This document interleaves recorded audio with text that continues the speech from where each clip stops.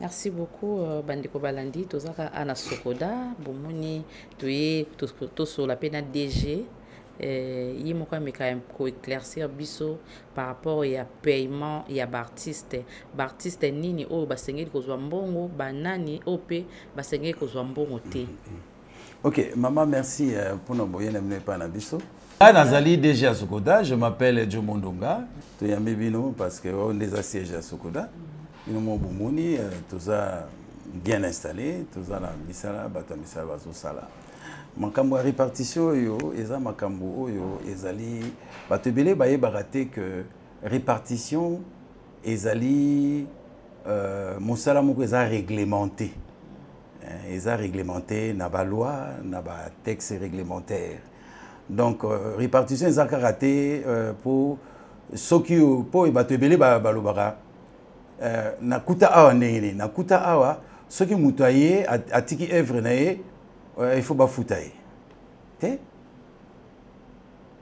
eza te soko ye okomi affilié na Sokoda directement bafuti yo te droit d'auteur eza universel eza kaka awa na Congo te ezali partout ezali loi moko ezali mibeko moko ezali ya molongo mobimba alors biso tokoki ko fabriquer oyo ya bisote tokolanda kaka ndenge mibeko ya molongo mobimba esengi esalema.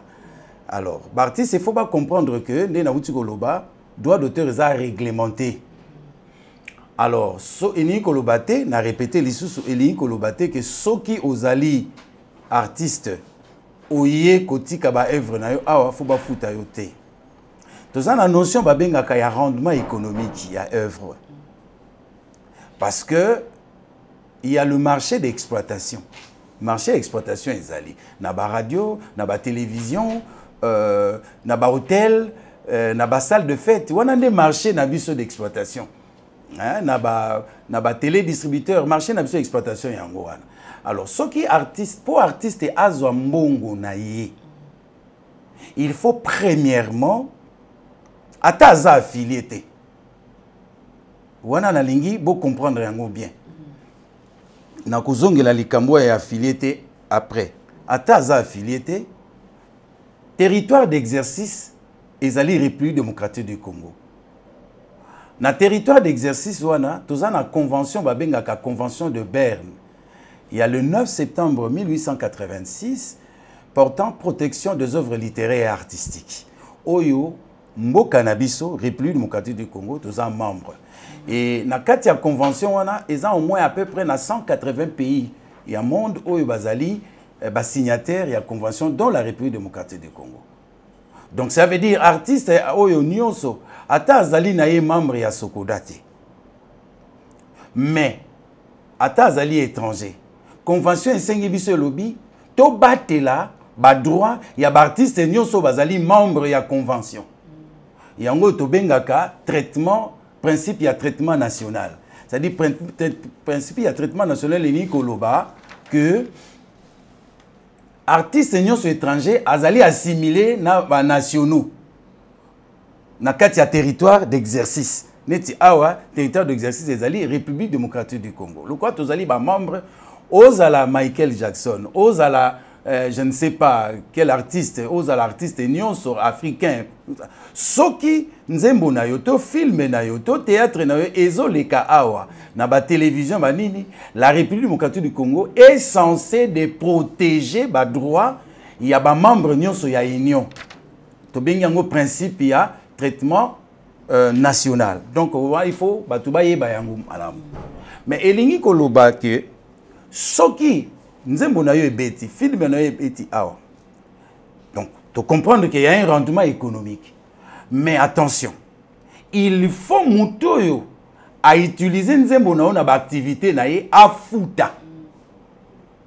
Afuta. Sokoda bimisaka kozwa mbongo wapi ya kufuta yo tango azwi redevance te. Principe eza bongo.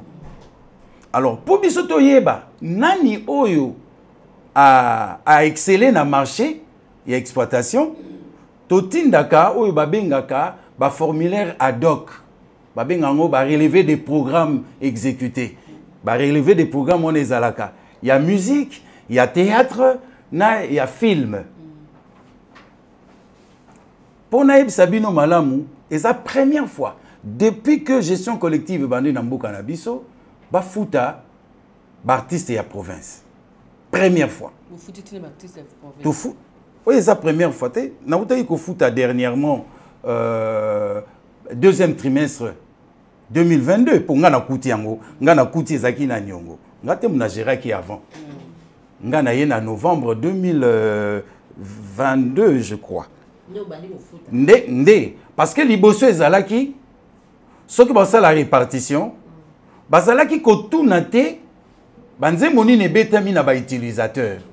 Ah ezalaki bazui liste. Bazui liste. Mutu wana tanze monnaie betaki te. Ta livre na fouté loté. Bazui liste wana. Bafandi na ndenge bazalaki ezalaki commission ya répartition te ndenge salamaka. Batu moko mibale misatu bafandi oh nani oh artiste songolo te ye banze monnaie betaka mingi bo pesa ye autant. C'est ça, c'est comme ça, c'était arbitraire. Ngaler naye d'abord nazalaki na directeur technique nazauta la bango na musika so sali ba rapport bazali na bango koyoka yote. Moi j'étais encore directeur technique na outi na sauté na koti na parachuté te. Ngana banda ma droit d'auteur, ça fait 26 ans que je suis dans le droit d'auteur. Vous avez l'expérience. Voilà. Alors sikoyo to yebisa bango basala ra bongo te. Tant mokonzi azawana azosa maramuna yo usani. Mutoye a déposé œuvre au bofutaye. Mais œuvre wana et produire ba droité. Au fouti nini. Donc ba répartition wana nyonso ezalaki nango na fondement te, ezalaki na fondement valable te. Alors tant ngana ye nabino photo zong c'est un conseil d'administration nabino. Honneur nabino na musalo biso to yebine to yekole ezala bongo te. Allez, na yekotia kusala ba réforme. Nde to tindi ba programme na ba province ezali un peu ezaki ko ezana no moins stable lokola au Katanga na Lubumbashi to tindi na nini na Bakongo et puis na Kinshasa. Bon to tindaki pe na Kisangani mémoire retard ezali pour na ba avion ba nini tout ça là. To tindaki mais kuna il fallait faire comprendre ba radio wana. Alors ce que to tindi ba programme EKI c'est y la rabiso na DHL il y a ba programme ça veut dire ba utilisateur il y a ba mboka wana ou ya bisini na Lubumbashi na ba likasi tout ça là ba pesi bango ba programme mbongo oyo yo futaka biso sokoda mibeko elobi que il faut yo yebisa biso banani bazali ba bénéficiaire ya mbongo oyo yo ofuti. Donc œuvre cause nango et cause à la rentable, mais si la personne qui utilise l'œuvre ou morale ou physique a foutité, ça veut dire droit exaté. Donc, il faut que rendement économique est là et puis produire bas droit. Pour produire bas droit, ça veut dire mutuana a fouti mbongo ya œuvre et produire et ali rendement économique à madame. Alors, tozu ba feye wana, il y a un programme wana eye na kisasa et fandi, il y a une grande commission de répartition bateau na outiko formé, basa la répartition, bomoni bango wana. J'ai formé au moins une dizaine de jeunes parce que biso toza mikolo toko kende lelo soki lelo ngana zate répartition ko kata nate donc bana bato yo moni wana ba jeune bo moni bango wana to uti ko former bango et ba sala ki première répartition bango na premier trimestre 2022 et beaucoup mona que soki beaucoup mona que biso toza na ba o ba benga feuille de paye ça veut dire la feuille de paye wana tozo ba donner nyonso oyeye basali ba dépouillement basali biloko nyonso to vérifier ba titre parce que base ya répartition za documentation parce qu'il faut yeba auteur nani nzembu na ye est-ce que nzembu eza ya ye et puis to futa rappel na ba éditeur na ba producteur parce que loi et lobby règlement pratique et lobby na musique par exemple éditeur akokabola 50% na auteur na ye. Bon, lelo ba auteur rebelle ba comment na bango ba producteur tout temps ba kombote ba muso ba comment ko produire ba nzembo na bango bango mo akoza na 100% na ye na ba théâtre akozala wana na côté musique na ba théâtre ce que bazaka na moi ba accord na bango na accord wana na bulletin de déclaration so ko déclarer awa bon il kamupé a ko déclarer on a payé ba artiste muso ba ya ko déclarer a déclarer pe au éditeur te to tunie maintenant na bisa nzembo na ote ngai moko Or, le cas de la documentation, tu as dit que tu as réclamé le BT, tu as édité qu'il y a un catalogue à ce moment-là.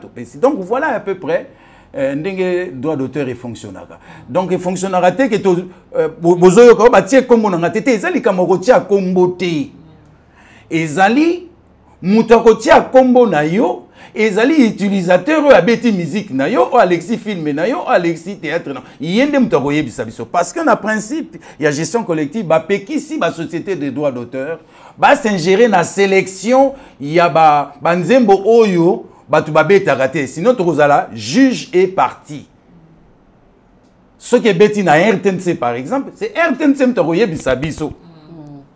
Que mbongo na futibino tala ba titre yango soki beti na antenne A futi alobi mbongo yo ngai na futi bino tala ba nzembo eleki ba film eleki na ba théâtre eleki nde biso tozi yango to futi donc ezate soko o s'affilier mbala moko ba pongo futa yo mbongo ezini koloba te que non ozali auteur nzembo il y a des radios, je vous dis, nous avons plus de 300 radios, télévision en Bokanabiso.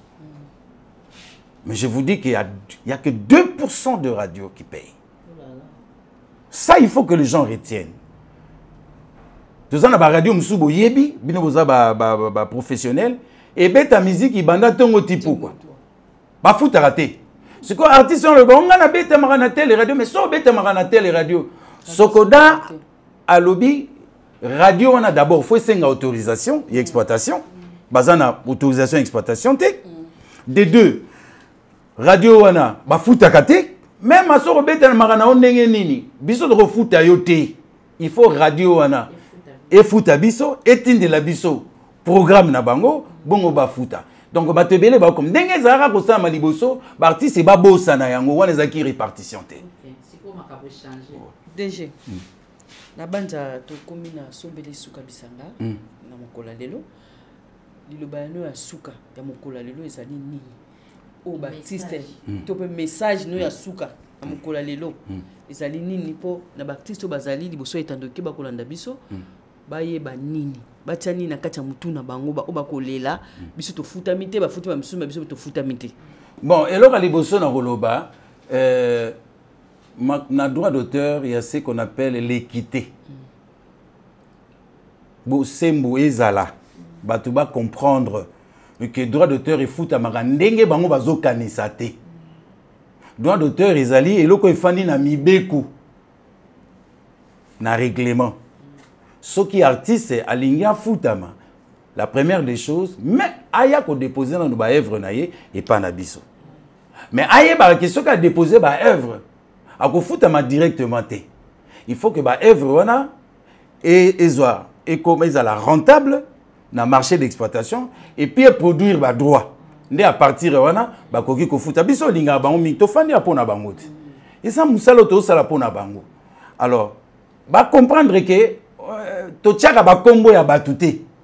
Et puis ba comprendre que to futaka artiste te. To futaka ndé ba œuvre oyo et betami na radio na télévision na salle de fête. Ndé soki ba œuvre wana tango yaka ndé to futaka mukolo nango. Ba makanza to futaka ba artiste te. Droit d'auteur et rémunéré ka œuvre oyo et betami ndé to sengi mukolo nango nzembo eza ya mutu boya to bengi to bita banzembo na ebetaki boya bango bakanza to futaka ba artiste te. Droit d'auteur et futaka œuvre et artiste bongo ba bengi yo mukolo nzembo oya kozwa. Donc il faut pas se conformer ba mesana que droit d'auteur eza na ba règlement nango eza makambo ya kotia ba kombo ya batute. Eza copté eza clientélisme te ndenge eza kosama liboso. Voilà. Matondo mingi. Merci. Merci beaucoup. Bandeko Batali, vous allez côté la biso, vous allez précisément à na Sokoda, ipai wapi PCA, ya josa nyoka longo akamaka, bandeko nyonso, kasi bo kamwate, nazali nga mokote, nazali na Ivipan, super promo, nazana monette bosso ya RTNC, et longo na bangonde toye koye ba précision, loko la biso tozala ngambo mingi ya ba artiste et comédien, tolingi toye ba tomonaki paiement bazali kofuta baartiste mais tomonaki baartiste mosusu babengaki biso babi tokomi kuna bafuti biso te mais nga batéâtre na nga elekaka chaque jour mais nakomi kuna nazwi mbongo te mais nakuti baartiste mosusu bazoproduire te baosala théâtre te mais bazwi mbongo. Bon, par rapport à la discussion, il y a un salaire qui était toya awa na sokoda toya koyeba banani basengeli kozwa mbongo banani basengeli kozwa mbongo te et puis il est kaka ndenge nini tozala ba administrateur baza awa bonjour. Bonjour, ben avant tous les lots j'aimerais bien que ba ndeko ba se présenter ba maman baza liboso na biso toyeba bango soki baza banani to bani na papa za liboso na biso micro yango. Merci beaucoup, bandeko ba journaliste. Tozali ne sengo ya ko nabino. Ngai kombo na ngai Kula Gari. Nazali bongo secrétaire de direction na Sokoda. We kama bongo na ndeko Nyoka Longo, PDG na ngozali bongo Jo Mondonga Moyama. Nga kombo na ngai eza Aimé Basai, naza cadre na Sokoda. Et mingi nazalaka pe na commission ya répartition. Merci na équipe Mobimba. Ngai kombo na ngai madame Myriam Magbada, nazali chef de service ya documentation na kati ya Sokoda. Kombo na ngai Albert Nkosi na Sokoda nazali répartiteur pour nos football artistes. Ngai kombo na ngai madame Joséphine Alishama, moko ya ba inspectrice na kati ya direction générale à Sokoda. Merci beaucoup. Mutuna na biso ya yambo eza boye. Tomonaki 3 jours yuti koleka awa bobandaki kofuta ba artiste. Menanga mbuna biso tozwaki ba artiste comédien moko ba se plaignaki ba lobby ba futa mité mais ba lekaka bazo ba produit na bango izo leka mais ba mususu ba futami mais bazali koleka na ba télévision te. Ya onto nto ba précision. Ba nani esenge bazwa mbongo, ba nani esenge bazwa mbongo te. Merci. Naganisi eza mutune la kabiso souvent. Ya mutuna moko ya malamu. Bande ko ebele bazoya wa nga bafuta ngate. Bazofuta bande ko mususu. Ba pièce nangele kaka na télévision. Sokoda bien sûr afuta ka artiste nyonso tout. Ozala membre na ozala non membre. Tango Sokoda apercevaka ba droit ya ba artiste nyonso tout. Maintenant tout ça la ndenge nini, c'est-à-dire que tout ça la sondage ba programme ekendaka ba bisika nyonso oyo ba œuvre ya bandeko elekaka. Soko œuvre non par exemple eleki na RTNC na pesa exemple. Sokoda okufuta yote. Sokoda afuta kaka ba artiste oyo soko zoleka na RTNC. Il faut RTNC afuta ka Sokoda. Po mbongo wanande bakozongisela artiste. Ndato yambaki ba artiste mususu awo alobi nga na zalaka na chaîne Songolo. Ngabi mais chaîne wana afuta ka bisote. Mingi omona ka ba artiste oyo bafuta ka bango awa. Okomona abimi na chaîne moko Songolo soko awa totali tomoni chaîne yango effectivement ifuta ka Sokoda parce que mbongo ekota epa mususu te ekota epa mususu te ba artiste mususu mingi ba osala ba biloko na bango neti ba gage na YouTube mais na YouTube sikoyo na mboka na biso tokomi nanu na niveau ya kofuta ba œuvre ile kaka na YouTube te. Donc, direction générale, azako bunda bitumba po na niveau ya RDC, ba artiste o balekaka na YouTube, baba na ofuta bango. Vous comprenez? Donc, na ba artiste oyo par exemple soko Sokoda aki a récolté ba mbongo nyonso, na lobi ba futaka oyo azan membre, oyo azape membre te, Sokoda azoka ba mbongo na bango nyonso. Mais ça le makasi kondeni. Soko na sondage, oyo ça le makawana.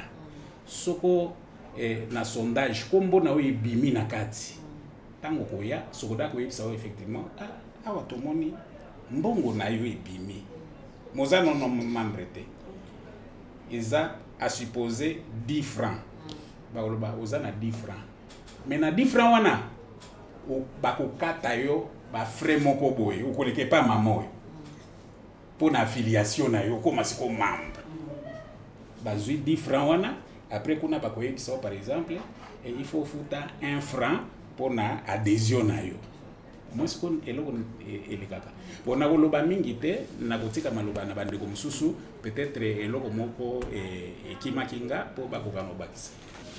Oui, ya solo ba panisango pona ko bakisa na oyo moninga aimé basai ndeko auti koloba omoni ba artiste mi bakanisi ba musu bazaka aye na Sokoda ayeka ka déposer ba œuvre ayeko adhérer nde ba akanisi ba Sokoda ba pesa mbongo te Sokoda futaka ya solo ba œuvre nini o Sokoda futaka ba œuvre o ezali vraiment o te bike mokeli donc créateur à œuvre de l'esprit à ça te bike œuvre ezali artiste boye a commissaire yango kombo na Sokoda a déclaré yango na Sokoda et puis il y a ce qu'on appelle et mi balé ezali œuvre wano ya keli babanda ko utiliser yango exploitation de l'œuvre par le public, la consommation de l'œuvre par le public a bani ko consommer œuvre wana et puis œuvre wana e banda ko générer ce ko ba bien ka ba droit et ça na ba œuvre mususu ba to ba kansaka soko sel kaka œuvre au lobby na créer œuvre ne futi mbongo te il faut qu'il y ait un rendement économique donc le rendement économique de l'œuvre Sokoda azali lokola commissionnaire société à droit d'auteur ezali lokola commissionnaire c'est-à-dire artiste à rendre service non mona ba chaîne de télévision wana na ba radio ba bino bo zakana wana boy soko tali ezali ensemble il y a ba œuvre littéraire et artistique ou les grandes télévision à 80% soit musique théâtre film documentaire ba théâtre wana bo mona wana nde yango esala ke tant que ça ko les grandes chaîne de télévision nde Sokoda akoya pour que bo futa ce qu'on appelle les droits d'exécution publique. Alors, ceux qui chaîne wana télévision ata œuvre ezali créer, ezali exploiter, mais ceux qui ont un rendement économique te, Sokoda ko pesa le côté. Moto a saleli œuvre et artiste ne a pesaka. Ndinde ko loba ke to pesaka ba programme ya ba relever ya ba œuvre exploiter. Ba pesi na ba chaîne, ba pesi na ba bar na bangana na ba terrasse, ba to wana nde balobaka ke biso to betaki musique ya tel. To lexaki théâtre ya moto tel et puis to futi mbongo. Tant qu'on va foutre un bon programme wana na suko babe ngo couverture de la redevance donc mbongo to futa ki bino wana bato ba ko bénéficier na ngezali soki mama kalunga soki pe zali ndeko sai soki pe ndeko esobe bango nde ba ko yebisa biso Sokoda te mutalo ba ki to futa mutu boy na kati li kambono fu bato ba yeba yango penza malamu biso Sokoda to ba ka te to futa mutu boy te programme wana tongo ekeye ba relever ba œuvre exploitée ndetango bazongisa la kabiso to komi kotala to moni ba lexaki sai ba lexaki ndeko esobe ba lexaki Linda ba lexaki mama Kalunga bato wana nde Sokoda kozwa bengi bato ya mayelo ba benga ba répartiteur ba fandi ba komi ko calculer par rapport à ba programme bazui donc tala ndenge ni muto a bénéficiera na droit d'auteur azala membre ou membre te faut œuvre à la créer exploiter et puis payer voilà on a quoi koloba yango wana nalingaki na bakisaka muke na eloko ndeko alobi sadike batu bakanisaka ba artiste bakanisaka tango ye aye atiki œuvre na ye awa tango ba ofuta ba droit il faut ba futa ekaka poatika ki œuvre tala ezana bandeko musu balobaka mingi na télévision nga bafuti ngate soko tali penzo tamboli pendant une année okoyoka te loko na ete na boy nanga utanga bakombo wate soko bafuta nde bon nalingaki na ajouter loko moko par rapport kaka ya ba œuvre na moni net année passée bandeko na biso ya théâtre basaki ba spectacle belé libanda mboka comme na intérieur à pays to senga pe na bandeko na biso ya théâtre tango ba producteur bazoya pona ko produire bino na ba spectacle la bongo il faut boyaka na ba producteur na bino na Sokoda bo signaka ba contrat tango bo signer contrat producteur azali na topesaka oyo tobenga autorisation eza na autorisation oyo tokoautoriser producteur pour a produire oyo et puis tokoyebisa yo mpe artiste qu'est-ce qu'il faut faire parce que producteur mpe bazorouler bandeko na biso mingi aye akopesa msuka $200 mais atambusi yo Congo mobimba yo ebi badrono te mais awa tokolakisa na bacontrat okomona ke contrat ya une année eza boye durée pe ya contrat et puis ton producteur a joué signer contrat eza na ba droit pe producteur au futa awa à partir ya ba droit wana au producteur au futa yango pe ko permettre pe ba futa pe yo artiste. Merci na maso toyoki merci na bino bapandisango. Alors ko futa ba artiste esala makaboy ba inspecteur ya Sokoda baleka na ba chaîne nyonso ya ba télévision pona kozwa ba programme na ba programme wana ezali ba kombo ya ba artiste oyo ba œuvre mango lekaki na ba programme wana tango programme yesa formulaire ya programme ko koma awa na Sokoda ewuti ba inspecteur ba memiango tango ko koma ekoti na commission ya répartition ezali mutu moko te commission de répartition bato ebele 14 15 tout ça bango so bako traiter ba dossier nyonso euti epai na ba télévision nyonso batala banani ba œuvre na bango ezalaki exécuté pe ba télévision nini efutaki tango commission eko traiter dossier nyonso moko na ba dossier wana bako calculer ba nombre d'heures esalaki ba mikolo boni esalaki pe produire nini par œuvre na sima tango commission akosisa misala na yo nyonso wana esili azo apesi dossier nyonso na kombo nyonso na répartition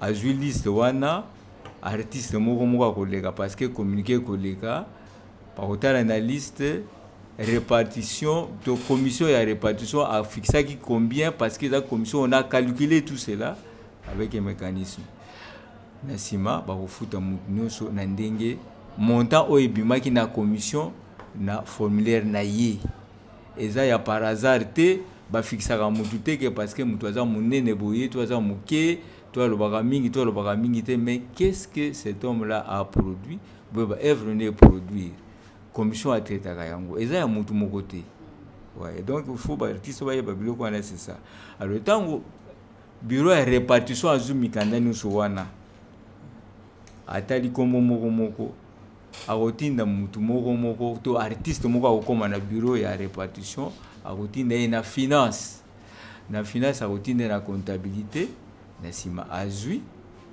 mbongo na ye oyo etalamaki na formulaire na ye soki azali nanu membre te akoleka na bureau ya po akoma membre na bureau ya documentation po akoma nanu membre comme ça comme membre libéla soki azaka déjà membre il y a pas de problème azwi mbongo na ye akenda ye voilà donc comment la répartition esalemaka awa ezaka mbongo ya bakabela bato te pe ezaka na baliste te ezalaka nde selon la production oyo ebimi na formulaire oyo euti na ba chaîne mutu akoma membre ya Sokoda po akoma pe kozwa mbongo ya Sokoda esengeli asala nini démarche nini akosala po akoma membre ya Sokoda. Merci maman. Pour comme membre ya Sokoda eza nango problème ya makasi te artiste pour comme membre il faut d'abord créateur ya œuvre de l'esprit parce que un artiste sans œuvre tant au benga artiste c'est que aux en a œuvre sous en a œuvre te c'est que aux artiste te premièrement il faut déjà na ba aux d'abord na ba œuvre de l'esprit na yo ndi okoya awa to koyamba yo pour comme œuvre condition liboso okoyela biso ba document oyo ezo eko prouver biso que ba œuvre wana ezali ya yo neti pa baninga théâtre to senga ona mikolo lelo to senga so ba CDT to comme senga ba flash totali nini est-ce que pièce oyo yum to komaki yango oui pour mutu oyo ya ko déclarer ngo ezali oyo akomi yango parce que na papa bata théâtre to zali na bato musu bazaka na bon ba jouer kaka au moment na film wana mutu musu mutakomi yo za na yo bazaka na mo confusion aroya oloba oza pièce na ngai heureusement que total rappel ba biloko ngo to yebaka eza pièce nanga yo jouaki mais okomaki te auteur ya œuvre nde akoya koenregistrer œuvre na ye omeli biso 4 photos passeport omemi biso photocopie ya pièce d'identité na yo na bafrais mosusu ya mike eza wana tosengaka te eza po ezaka $40 $40 déclaration œuvre ezaka $3 mais parmi bamembre tozalaka na 2 catégories ya bamembre tozala bamembre associés tozala bamembre adhérents bamembre adhérents baza koka bamembre simple bamembre associés eza bamembre oyo neti Kota Musique a réalisé déjà plus de 50 chansons. Côté à théâtre, les membres oyo asali déjà film il y a plus de 90 minutes. Yende wana akoki kokoma membre associé. Membre associé soit comme membre associé a droit à siéger dans assemblée générale akoki ko postuler pour lobby akoma nani administrateur boy ndenge ezali. Boy bisa ba artiste ba bangate ba porte à Sokoda eza na pona bango. Sokoda eza société na bino ba artiste. Donc boya ko s'adhérer non passer déjà message ba oh non ba comme ba membre té ba ya boya bande bonanga boya ko s'adhérer boya peut to kopesa bino ba éclaircissement na makambo susu eza moi mikaka to n'est pas na bino to éclaircir bino ndeni tozo fonctionner pour na bino maman ngo ba bon nalingaki na bakisa kaka moi eloko ya muke parce que bandeko basi balobi presque nyonso surtout pour ce qui concerne ba droit parce que botunaki esalemaka ndenge nini eza vraiment une équipe mobimba oyo ekenda kosala ba récolte sur terrain équipe ya ba inspecteur et todéposaka ba grille ya ba programme na ba chaîne ya télévision topesi d'abord antenne A par le canal à maman Niclette Lelo merci. Parce que à chaque fois que tu as ta porte pour te déposer des documents, il y a un biso sans problème. Et bah biso ba liste ya ba artiste oyo ba œuvre na bango kaka réellement na antenne A. Yangwana ba eda biso ba pesi biso ba documentation nyonso ça veut dire bazo couvrir ba redevance biso to zo percevoir et pas na bango ya on mona à chaque fois ceux qui paiement ba droit ezali ba artiste oyo ba les kaka na antenne A bazala toujours servi parce que antenne A azo couvrir ba redevance auto percevoir que panaye. Alors musala makasi ba inspecteur ça veut dire équipe mobimba inspection ça là sur terrain kaka na ba chaîne na ba télévision te eza na ba restaurant eza na ba terrasse eza na ba hôtel eza na même na ba société a minene to zomona pour na repasser ba message ba utiliser beaucoup plus ba artiste comédien. Alors comment on a artiste et comédien ba bengi bango pour na la sensibilisation on mona ba futi bango ezala caché eza droit d'auteur te or en retour ndenge ndekonanga kula lobaki awa tangu au futi ba futi par exemple caché artiste ça ne se limite pas là parce que comme on a quand même œuvre wana société wana ezui et sali na ressources na activité mususu ça veut dire et longwe na activité ezala qui échanger destination ça veut dire le fait de changer destination par rapport à œuvre il y a artiste au basala qui na société sont l'auto pakala ça fait générer les droits d'auteur ça veut dire ceux qui ba œuvre on échanger ba destination il faut toujours ba futa ba société on il faut futa yango pe ba chaîne de télévision il faut ba futa ba responsable ba tenancier ba bar il faut ba futa parce que comme on a une activité mo songolo pakala même tozo mon ango ba producteur zo produire musicien mais à faire intervenir peu artistes et comédiens pour na ouverture des balles soit ouverture à spectacle au foutier caché mais tant où image joie neza ko zo ba destination ebelé et zo ba plateforme ebelé ça nécessite toujours le paiement des droits d'auteur ça veut dire nous sommes là pour les artistes nous travaillons pour les comptes des artistes donc naba bisika tokoya eza na ba chaîne na ba télévision en tout cas to sengi na bino parce que tozo zwa ka ba difficulté pourquoi parce que vous ne payez pas les droits d'auteur parce que bozo utiliser ba artiste o bazali ba membre na biso ça la biso passé et puis bozo exploiter bango abusivement parce que bazo kufa pauvre ba œuvre na bango en tout cas ezo futa mate tozo senga na ba responsable ba chaîne de télévision tokoki ko tanga bango ba kombote pour ne pas faire ba publicité na bango mais tozo senga bafutaka parce que les artistes vous accompagnent partout na ba activité na bino nyonso ba artiste baza ko accompagner bino eza ba comédien eza ba musicien eza la ba peintre eza ba plasticien baza ko accompagner bino na ba activité na bino nyonso yango tozo senga lokola bino boza ba interlocuteur, ça veut dire entre les artistes ainsi que ba consommateurs ba œuvre de l'esprit, bo sensibiliser pa ba patron na bino ba futa ba redevance ya ba droit d'auteur par rapport na ba œuvre au ba artiste na biso bazo lekisaka na ba chaîne na bino. Merci. Papa aimé basai. Na yeba boye. Bongo eza ba groupe théâtre belé o lelo bazo futa espace na ba télévision pour ba leka. Bango so ba futa mandeni. Nengana ba sape question moko lokola artiste. Banani ba bengami pona bazala na droit d'auteur na kati ya Sokoda. Nakanisi ndeko Garia ya ngolaki. Ça dit que pour bénéficier na ba droit, il faut œuvrer na yo et générer effectivement ba droit. C'est-à-dire œuvre na yo ils allaient exploiter. Soko œuvre no ils exploiter. Yango siko eboti ba droit. Ozomwa. Soko œuvre no ils exploiter te au mona atozalaka na 100 œuvres. Hein? Mais vanda nango ebeta kesika moko tout ça, ozwa rien. Vous comprenez? Bon, nalingaki nalo bakai par rapport à Bajar musicien ni. Est-ce que musicien kaka comédien tu es appelé artiste musu peut-être biso to yebaraté baza pe na droit la kati ya Sokoda na to na sens oui ba artiste ezaka ba musicien te. Donc société a droit d'auteur eza pona ba artiste nyonso. Tozali na ba musicien tozali na ba dramaturge lokola tozolo bawa tozali na ba plasticien tozali na ba écrivain tozali na ba ebele ozomo société a droit d'auteur ezalaka mpona ba musicien te parce qu'à l'époque ya bato babanda confondre société a droit d'auteur bamona ngo ondire eloko moko kaka ya ba musicien musique so ya droit d'auteur ezali mpona ba musicien eza mpona ba dramaturge lokola nde tozolo bawa na ezali po même mpona bato ya audiovisuel. C'est ça que les gens ne savent pas. Non, bien sûr, bien sûr, oui, beaucoup de s'adhérer. Banani ba plasticien, ba écrivain, nyosoana, bazali. Sauf ba coiffeur, pour te rabattre un peu d'artiste. Pour le rappeler bazala artiste, c'est vrai ou faux pour le coiffeur, mais bazala parmi l'artiste. C'est vrai ça les gars. Merci Nekona Moutouno, il va quoi faire. Awa, tu dis que œuvre de l'esprit. Ok.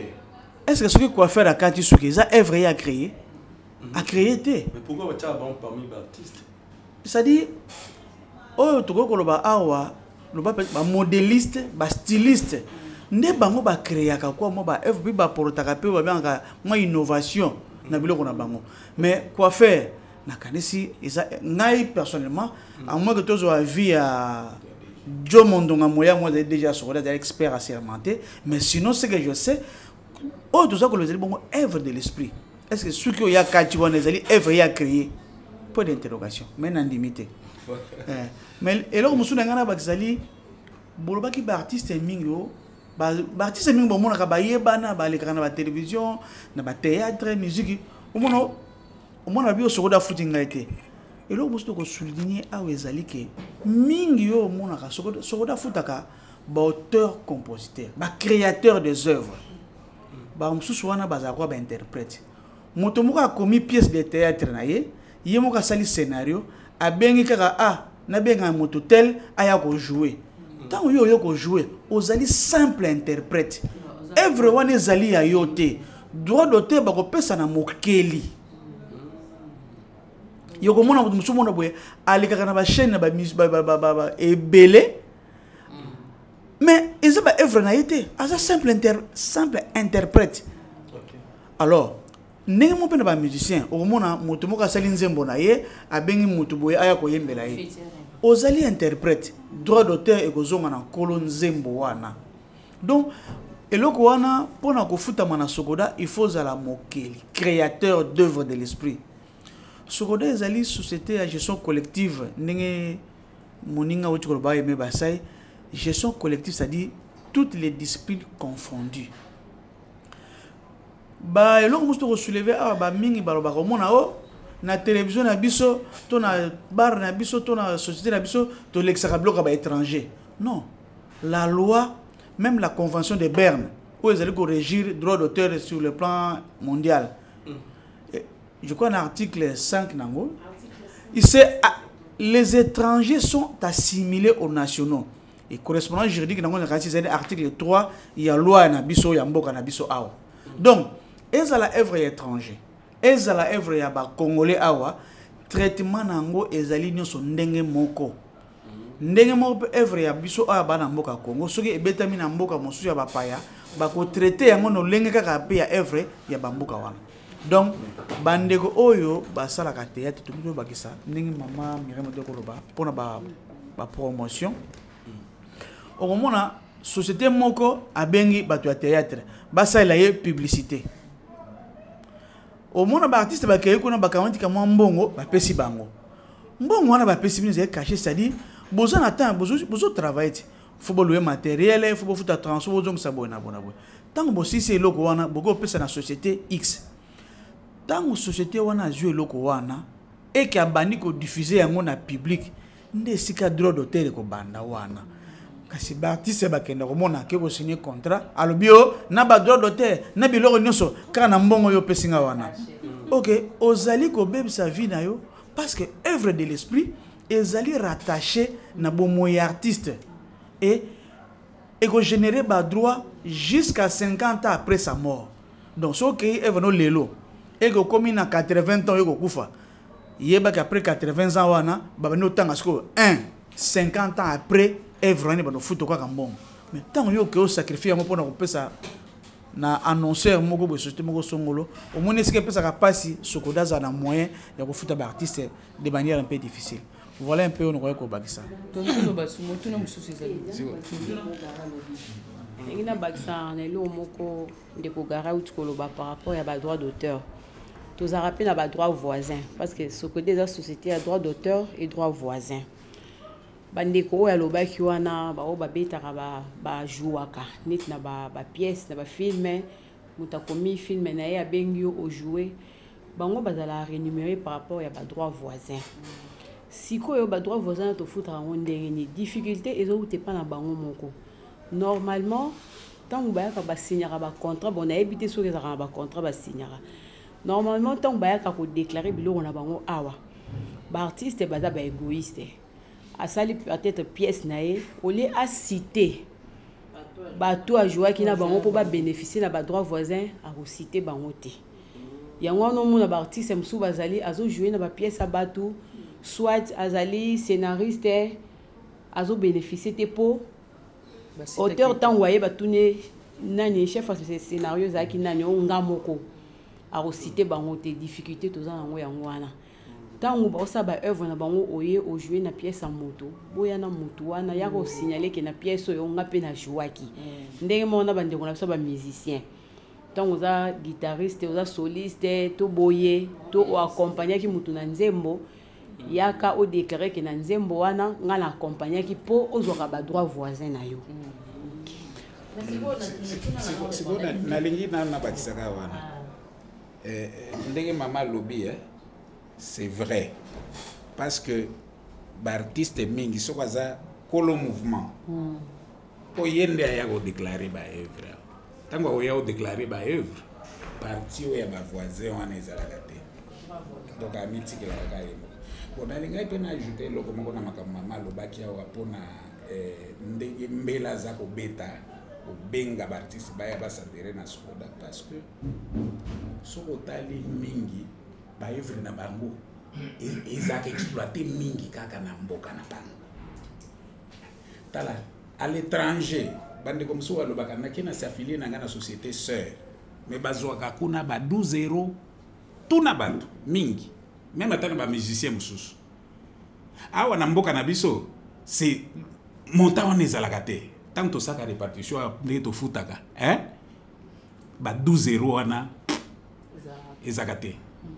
Donc, on a monté les alikolo parce que nze ba œuvre no eza mieux exploité ka na mboka na yo balobelaka bino vérité te bazwaka kuna ba 40 euros mais soko awa na mboka na ye bafuti ye 500 euros akoleka na télévision akomoloba mingi bofutinga mboko moke bazwaka eloko ya malonga te parce que soko otali neti na bachaîne kuna sous d'autres cieux baevre na bango elekaka te c'est pourquoi baza na intérêt s'affilier na mboka na bango moko sikomo tuno te tobakisa boye paiement ngo esamaka ndeni chaque mois obofutaka bango to par trimestre.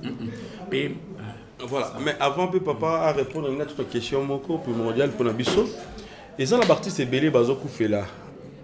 Basi bazo koufela peu mibali. Bon, tout le artiste et musicien koufeli moi aussi.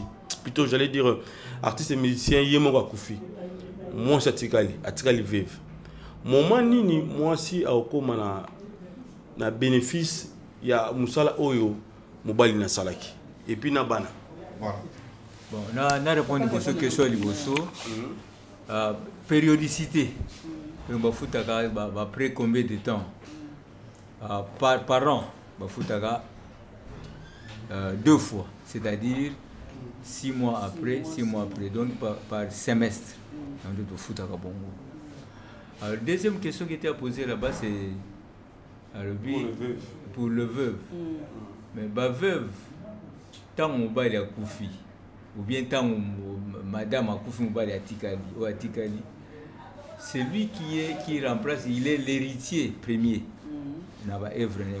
Bien sûr, il y a bala penza bien, il y a mikanda, il y a dit que mikanda il y a alors celui-là il devient l'héritier.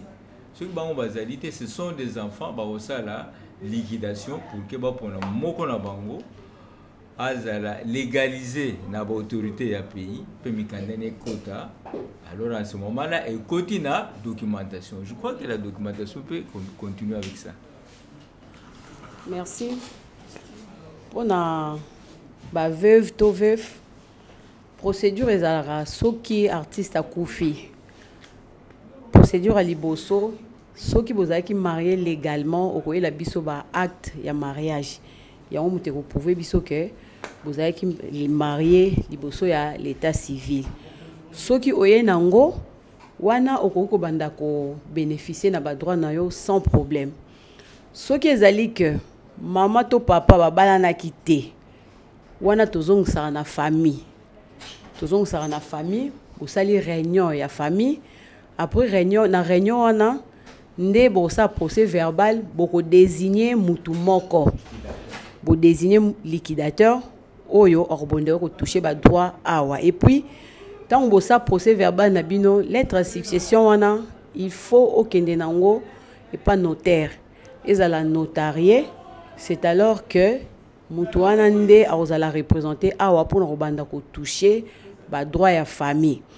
Au cas où na famille boyo kanité, emso muto bo liquida bo désigner qui azozwa mbongo mais azoya ko présenter na famille té famille a droit ya changer. So ba moni clarté a droit ya ko zonga lesu ko se réunir pour ba changer mutu oyo bango balingi. Merci.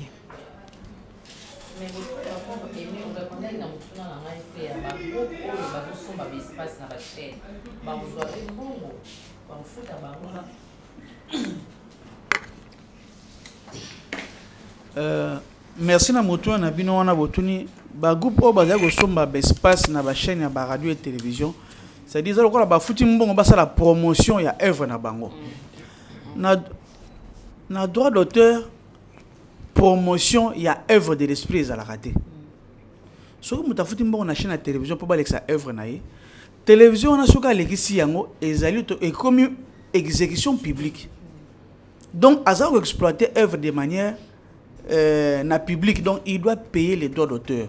Donc promotion il y a œuvre de l'esprit na droit d'auteur à la raté. Okay. Donc sur mutazu œuvre Alexia na radio na télévision de n'importe quelle manière que ce soit soit que ça en public en tout cas il faut foutre droit d'auteur. Il faut foutre droit d'auteur na sokoda. Groupe en matière de droit d'auteur, tout fout à groupe pété.